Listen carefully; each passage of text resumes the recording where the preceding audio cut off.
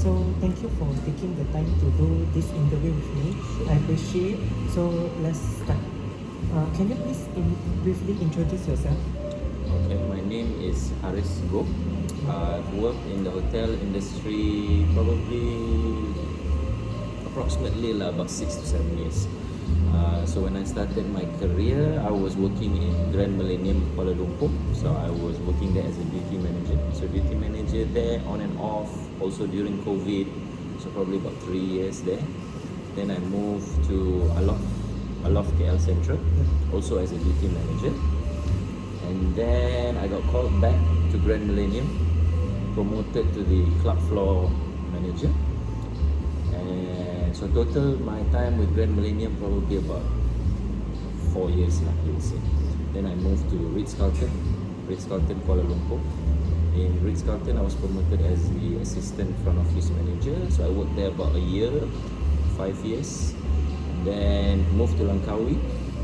So this April will be my 6th year. So total in the managerial position 6 years. Yeah. So in here I have 13 questions to ask. Right. I mean, they have 2 questions is not too important, but the main thing is 13 questions. So may I know that when you first become a manager, what was your leadership style and has that changed over the year?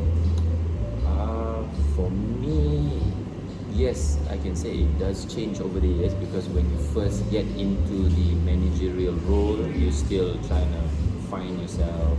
You still want to know which style you want to adapt. But for me, I always go through the direct approach style, I would say. It's more like, I think the word you're looking for is authoritarian. I'm not sure. I know that style, but I couldn't say it. Authoritative style leadership, basically. Basically follows a hierarchy style, sort of like that. Okay. So second question. So what challenge have you faced in adapting your leadership style?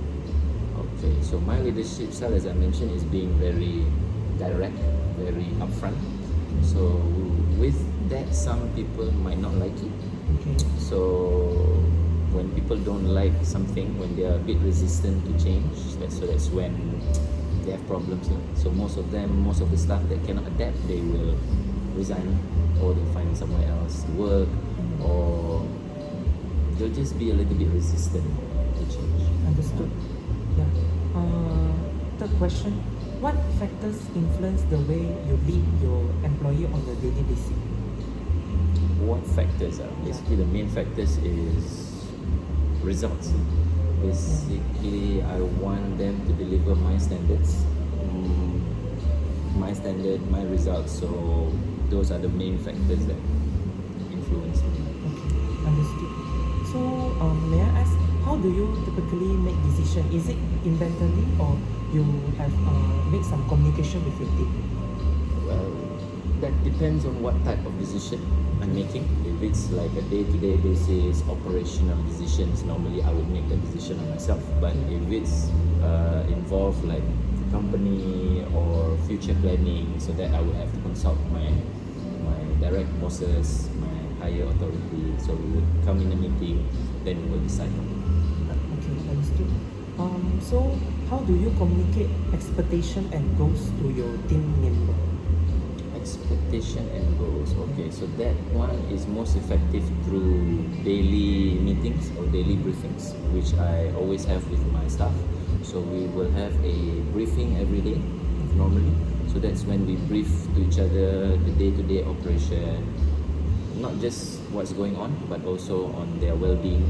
How are they? Are they okay? Any issues? Anything to talk to the team, share? So that's the main point. Understood. So what strategies do you use to ensure effective communication within your team? Effective communication, I would say transparency is the best. To just be transparent, do not need to hide, do not need to sweep things under the carpet. Sometimes people make mistakes and they try to hide it. So for me, the best way to improve and be better is transparency. Just be transparent how you communicate. I agree. So the next question is, how do you handle conflicts amongst team members? This one actually happened recently to my team as well. So the best way to handle conflict is to just be direct, be upfront, call both parties, have a sit-down discussion, and just settle it amongst themselves. Okay. That's the best way, I think. Yeah. Okay. So how do you motivate employees to maintain high performance level? By giving them incentive, like pushing them towards a certain goal, or to have some incentive, whether it be monetary incentive or hourly incentive. It can be anything. So they must need to have that feeling of accomplishment. Okay. Then they will want to do it. How do you support employees' personal and professional development? Well, as I mentioned with the day-to-day briefings, besides that, I also consult each of my staff individually. From time to time, I will sit down with them, ask them, how is everything at home? How is your personal life? Or is there anything going on with your work that I might or might not have? Maybe if they want to share, they share. If they are not comfortable on sharing, then I just leave it with them. Okay. So we move to the next subtopic. So it's regarding the role model. So may I know what is your role model? Who is your role model, and why this person is your role model? Yeah. Me specifically. Yeah. My role model, I would say, is my father, because my father also works in the hotel industry. He's a general manager, so I always look up to him. He's somebody that I would want to be someday. Where there are a few things that I disagree with his style of leadership, but yeah, I consider him as my role model. Understood. So how has this role model shaped your own leadership and decision making approach? As I mentioned, my approach is very direct. So I got that influence from my father as well, because how he handles conflict situation, even between his HODs and managers, he just is very direct. Okay. He doesn't wait till the thing bloom into something bigger. He just tackle it straight away, make sure it's settled. Okay. What is the most important quality to be a successful leader should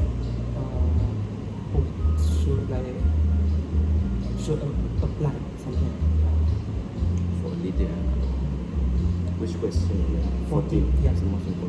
Quality. Okay, quality. I think for a leader, the best quality that you should have is empathy.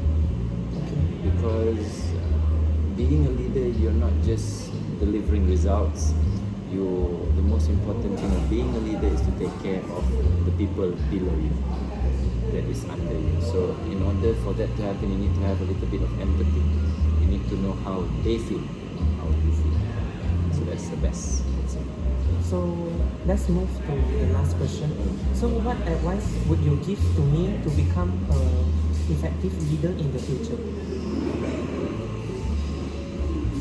Like I mentioned before, have transparent communication, be direct, and to have empathy. These three, I would say, if you can learn how to deal with all these three, and you have all these three qualities, yeah, you can be a successful leader. Definitely. Okay, so that's the end of the question. So thank you for the interview session.